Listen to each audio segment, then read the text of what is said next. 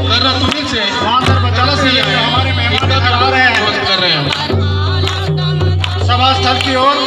उन सभी को इस मंच की ओर से स्वागत है और वो धीरे धीरे अपना भजन गान करते पहुँच रहे हैं। उनको सभी ताली बजाकर स्वागत करें, जोरदार तालियों से स्वागत करें चित्ररंजन उरांव जी और उनके साथी।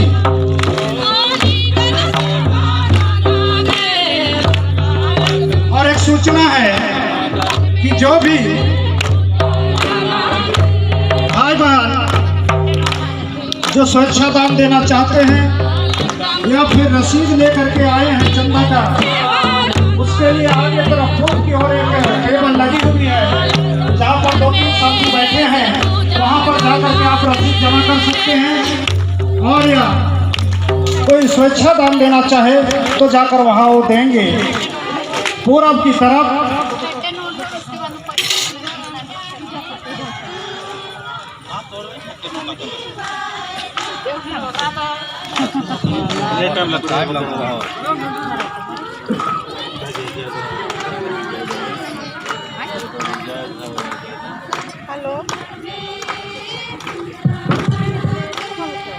तो आज सौभाग्य से हमारे इस शरणादिवासी समाज के पथ प्रदर्शक जब समाज इतना जागी नहीं थी तब उन्होंने अपना सारा जीवन इस समाज के लिए कुर्बान कर देने वाले श्री भीखराम भगत जी, पूजनीय श्री भीखराम भगत जी और उनकी पत्नी, दोनों का चित्र यहाँ पर लाया गया है।